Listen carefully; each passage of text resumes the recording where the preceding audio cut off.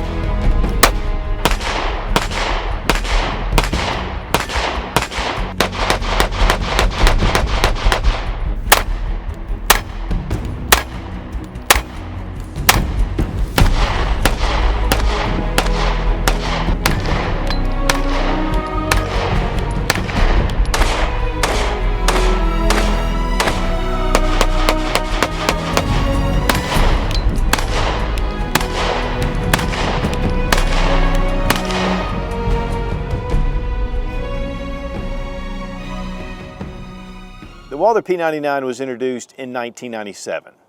It was a striker fire polymer frame pistol and it replaced the P5 and the P88. This was really a big hit with military and police especially around the world. A lot of police units went to the P99.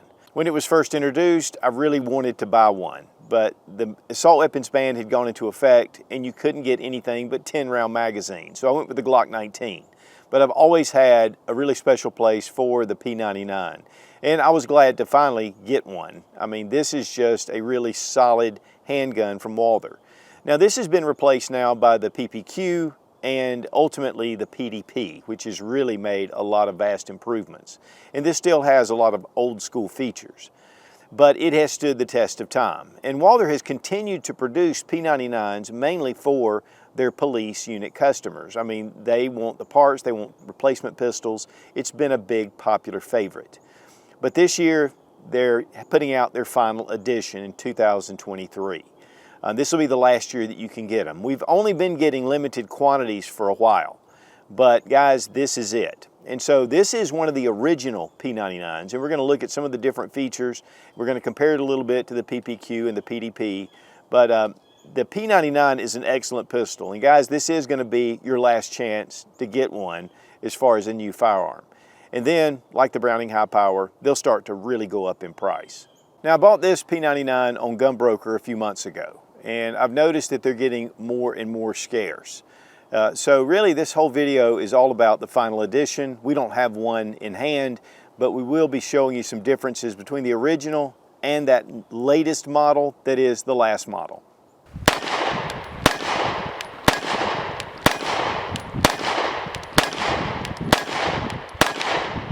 Guys, there's just something about the P99 that I've always loved. It was really ahead of its time when it was first introduced in 1997.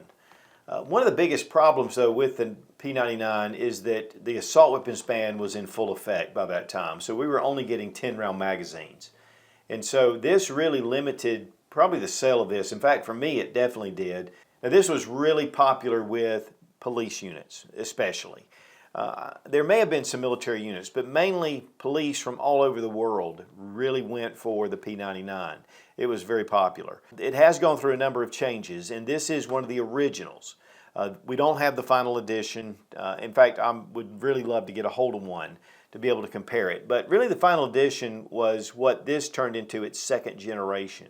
And we'll talk about some of those differences.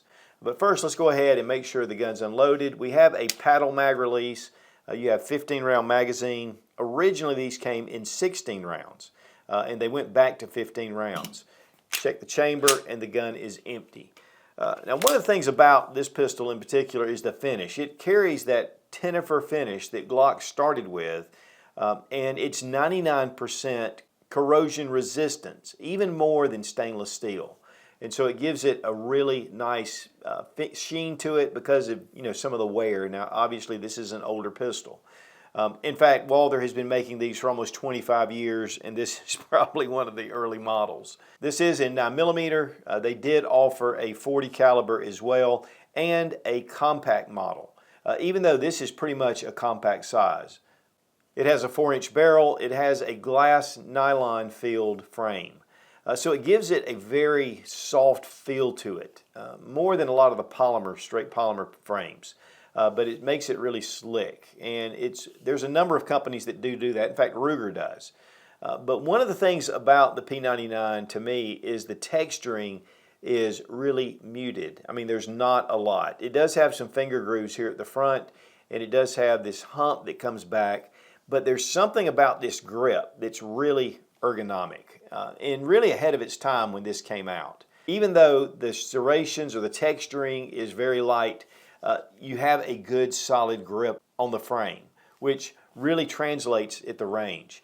And even the second generations were pretty much this same type grip pattern. Now you can see, I mean, it is very low to the frame. These checkerings at the front, or these squares, they really do add to the gripability, but even here on the back. And one of the things about this pistol too is it did have the interchangeable back straps, which that's one thing that was pretty innovative at the time. The paddle mag releases on the first gen are very small. In fact, on the second gen, they extended them on out. You see that it is a little bit more squared off. It's a little bit more rounded with more texturing on the newer models. And we had this ski slope, and this was also removed with the second gen. Now speaking of triggers, the AS trigger that's in most of the P99s, it's really ahead of its time. This is an anti-stress trigger. And so when we pull the trigger, there's just some free play. It's actually pre-cocked. And then we have our trigger pull here. So we pull it and it actually comes all the way to the back, and then we have a nice break. Now subsequent shots, the reset is super fast. And that's one of the big things about the P99.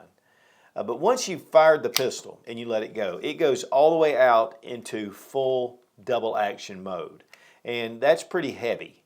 And so we have and we'll test it with our trigger gauge, but it is a really heavy trigger pull. And that's only if the round doesn't fire and it doesn't recock the striker. But once the striker is cocked, it will continue to be in the AS mode. And so you have that, and it will stay in that position. So once you get the trigger, it's just a little bit of take up and then the break. And again, that reset, I mean, it is super fast. Now let's say you've been shooting at the range, you have a round in the chamber, you don't want to have the AS trigger engaged. And right here at the top, you have a decocker. Hit it, and it brings the trigger out, and the striker is not pre-cocked. So now we have that full double action pull to it. And it is heavy, and it's really more like a safety feature like you would have on a revolver. So it's a very innovative trigger system. Now they did come out with the double action only trigger, and there were some police forces that just wanted that. And that meant every trigger pull was really heavy. And then they had the quick action trigger, and that's more like the Glock style. It's just very consistent all the way through. In full double action mode, all you have to do is just bring back the slide a little bit and it will reset the striker. So that makes it really easy to get straight into single action. The slide serrations are very minimal. And while you can grab them, and they do grab to your thumb pretty good, I mean, there's just not a lot of real estate. And it's one of the things that they added with the Gen 2 and with this final edition, where the serrations come up over that hump right there into that other angle. And they're spread out more. They're just much more user-friendly. Also here at the front of the slide, you'll see this just small, shallow little cut. With the second gen, they made this a little bit deeper, a little bit easier to get a hold of. Also, on the 40 caliber versions, the slide was actually a little bit thicker. Now the Picatinny rail, it is a proprietary rail. One of the things they changed with the second gen is to put a Picatinny slot just similar to where the Glock slot is. That gives you a lot more options. Now we have a 3-dot sight system. The rear sight is windage adjustable, but it does set up just a little bit. The front sight, it comes with 2 additional front sights of different heights, so you can set it however you want to. And there is serrations all along the top. Very large extractor. Here are your takedown tabs. And while the mag release is ambidextrous, there's no ambidextrous slide stop. Now here you have your cock striker indicator in red, and once we pull the trigger, it disappears. And there's a number of guns that now do that. Does not mean that the gun is loaded or unloaded. It just means the striker is cocked. So if you pick this up in double action and you don't see the red dot, you know that it's in double action mode. Now the P99 came in a black on black, it came in an OD frame with a black slide, a titanium frame with a black slide, and then an FDE with a black slide. With the new final edition, it will only be OD green and black. And you'll have final edition engraved along the slide. Now the Walther P99 was actually replaced by the PPQ. And the PPQ really took over the market for their centerfire pistols. But Walther continued to make the P99 for a number of years again until now, 2023. They would import a few of these into the country. So these have not been really plentiful anyway into the US. But they have popped up here and there. But the PPQ kind of replaced it. And definitely a lot more texturing. The grip is very ergonomic and this trigger is fantastic. And then they moved to the PDP. And the PDP replaced the PPQ, which is no longer in production since last year. But the PDP is just a phenomenal handgun. I mean, the texturing, the serrations, I mean, it was like they took the inadequacies of the P99 and they put it on steroids. But this is a great handgun in itself. And then, of course, they have the PDP-F, which has a little bit thinner frame, made more for smaller hands, especially for females. But then Canik introduced their TP9. And one of the things about the TP9 is there were a lot of similarities with the Walther P99. And one of the big ones was the decockers. Now, we're going to be handling this one, so I'm going to go ahead and drop the mag, check the chamber. With this is actually the V2 model. There's a number of different ones. And since that time, Canik has gotten rid of the decockers. And really, there was a lot of complaining about these decockers where I didn't really hear a lot about the Walther. But same difference here with the anti-stress trigger. And so we come in and we've got that same trigger. Again, now I'll tell you, the trigger pull on this one is phenomenal compared to even the P99. And then reset is really close. Not quite as good as the P99. But then you've got that AS trigger going on. And you have a decocker not only on one side, but on the other. And so we hit that decocker, and then it extends it out to that double action mode. So Canik really was mimicking a lot of the features, especially with the trigger of the P99. And it has been extremely popular. But some of the newer models definitely have moved away from that. Now let's check our trigger pull weight with our Lyman trigger gauge from Brownells. This is in full double action. 7 pounds, 14 ounces. It's reported to be around the 8-pound mark. Now we're going to test the AS mode or the single action mode.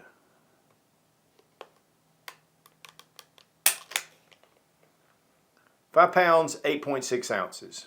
So we still have about that 5.5 pound trigger pull. Now Smith & Wesson collaborated with Walther at one point for the SW99.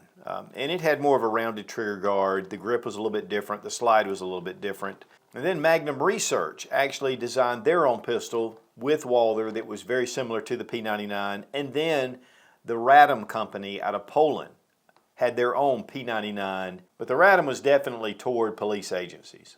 Weight on the P99. 1 pound, 8.6 ounces. I want to thank Fiocchi for sponsoring the ammo, all made in the USA, one of the largest suppliers of ammunition in the country. And also, of course, the Maglula is the bomb.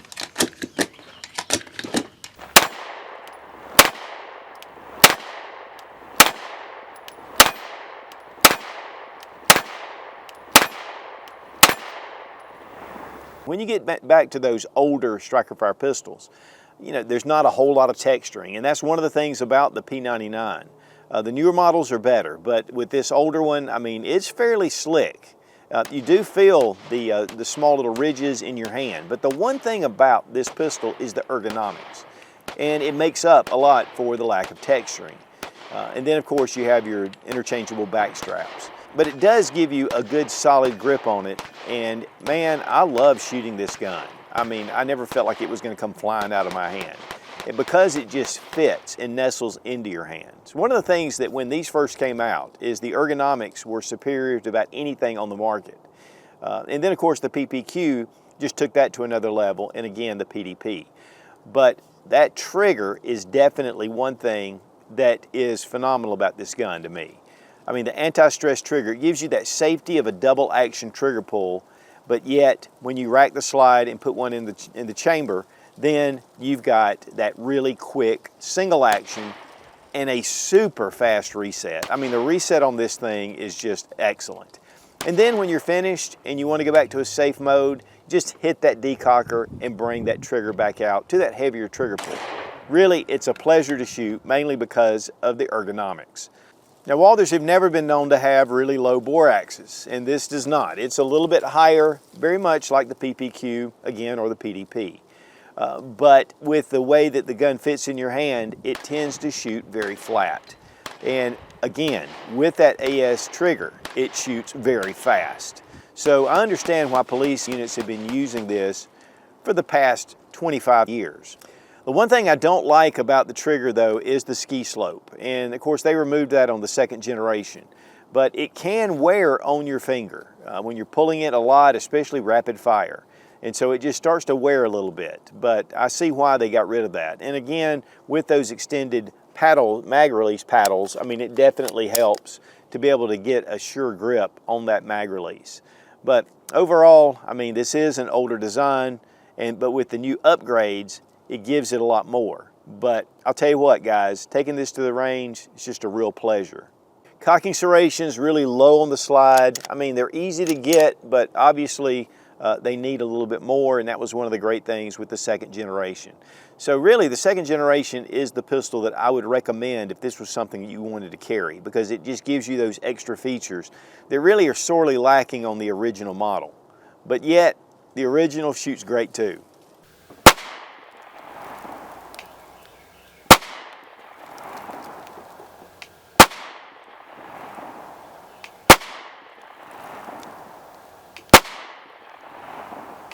All right, for disassembly, drop your magazine, gun's unloaded. First thing you want to do is to pull the trigger, and then we're going to pull back just a little bit on our slide and then push the slide forward. Be careful not to recock the striker, so you don't want to pull that trigger back far. Here we have our recoil spring and guide rod. It is captive, and then we have our Browning linkless design. With the tilt barrel, it is a short stroke system. Recoiling system. Frame, very familiar with most striker fire pistols, and the slide, of course, Walther quality. It's been really well done. And here we have our firing pin safety.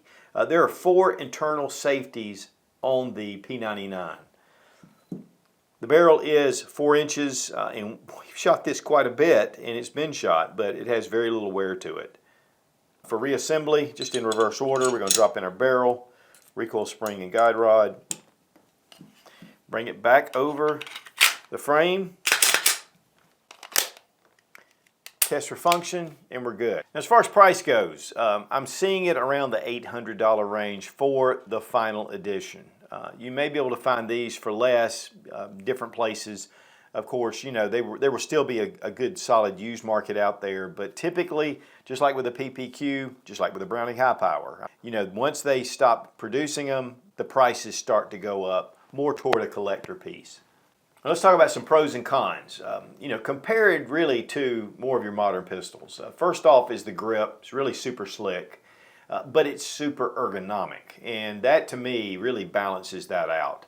I mean, there's one thing about this grip that's just, to me, I love it. It's not too thick, it's just got that certain feel to it.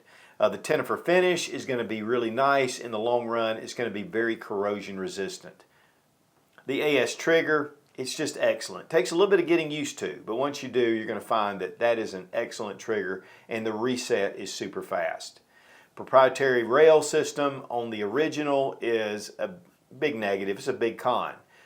With the new slot, it does give it some advantages there.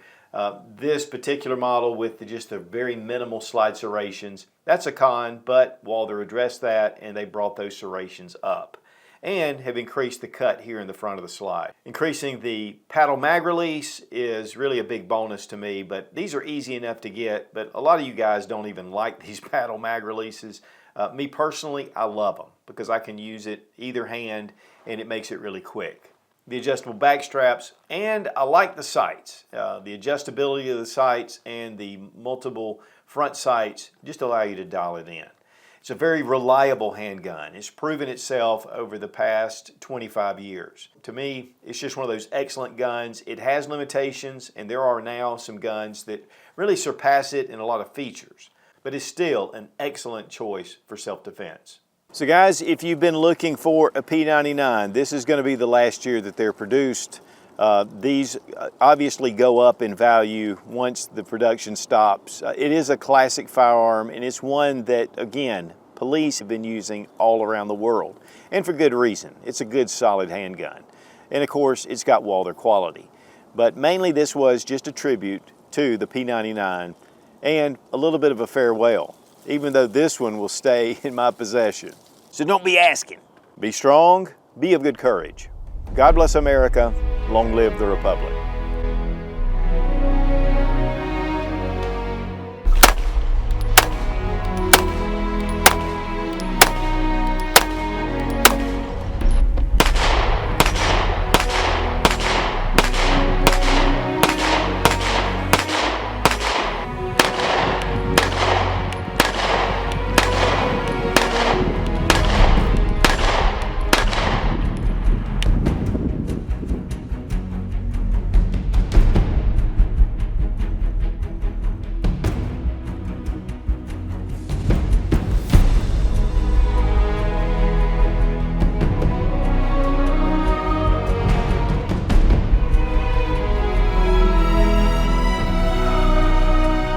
This is their first striker fire pistol. I don't know that it's their first striker fire pistol. I don't know that. I don't think it is.